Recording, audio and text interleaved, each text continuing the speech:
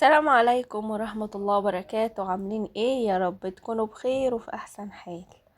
تعالوا النهاردة نعمل مع بعض احلى بانيه بطريقة سهلة، والتتبيلة تحفة، والكفر عمره ما هيفك منك، وبيبقى كريسبي كده وطري من جوه، بيبقى حاجة كده تحفة. تعالوا نشوف المكونات بتاعتنا. معايا البانيه بتاعي، ومعايا البهارات: ملح، فلفل اسود، كزبره ناشفه، 7 بهارات، بابريكا، توم باودر، بصل باودر. معايا الخلطه ديت اللي هي بديل لو عندك مستردة تمام، ما عندكيش دي حلوه. ومعايا خل، ومعايا ليمون، معايا 2 بيضه، ومعايا علبه زبادي، وكمان معايا معلقه من دبس رمان ومعلقه من الكاتشب. حطيت هنا في بوله فاضيه علبة الزبادي مع كل التوابل بتاعتي، وهنزل كمان بمعلقة كده كبيرة من الكاتشب، بيدي للبانيه طعم حلو.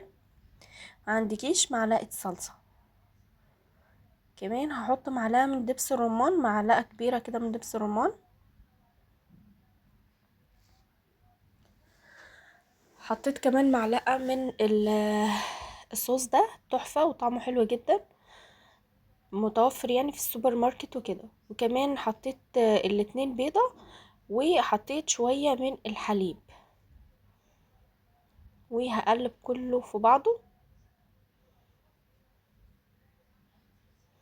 بحب احط البيض في التتبيله، ما بحبش ان انا يعني اطلع البانيه واحطه في البيض وارجع احطه في البقسماط، لا.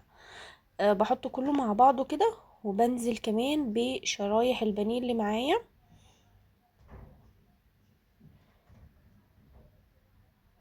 البانيه ده بيبقى جاي كده صدور كامله على بعضيها، وانا اللي بقطعه في البيت، هتلاقوا التقطيعه بتاعته يعني مش مظبوطه، مش كلهم بسوي واحد يعني. هقلب كده البانيه. دي كمان انا بحب اخلي قطعة البانيه تكون سميكة شوية، ما بحبش اخليها رفيعة، علشان خاطر يعني لما نيجي نحمرها ما نحسش ان احنا بناكل بقسماط بس، يبقى فيها فراخ وكده. خلصت كده، قلبت كله مع بعضه، هغلفها بقى ببلاستيك راب، وهحطها في التلاجة.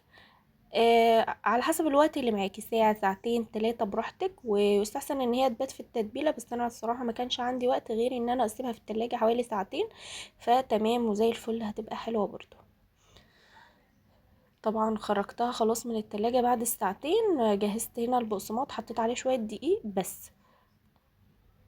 هاخد كده من شرايح البانيه، وهغلف على طول بالبقسماط، بس بضغط كده بايدي علشان خاطر اعمل الكفر يعني ما يفكش مني في الزيت. جهزت صينية كده علشان خاطر اخد على طول من البانيه، احطه على طول كده في الصينية، افرده علشان خاطر ما يعجنش. لو حطيتيه على بعضه هيعجن منك ومش هيبقى لطيف خالص. كده بالشكل ده.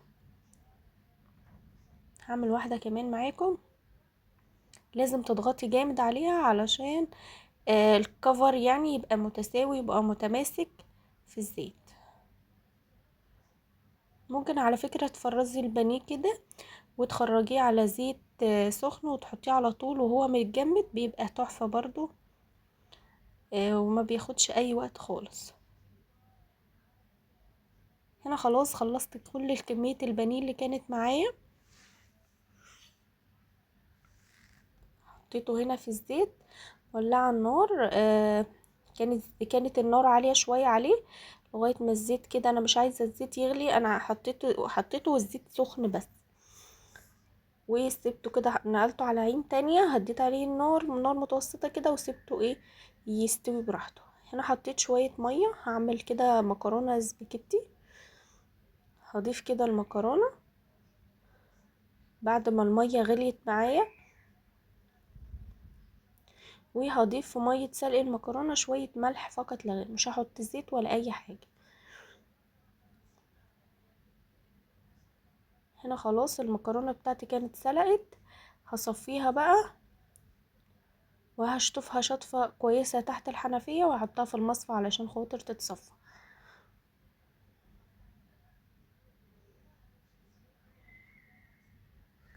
اشطفها كويس، لازم اشطف المكرونة عشان خاطر ما تمسكش معايا.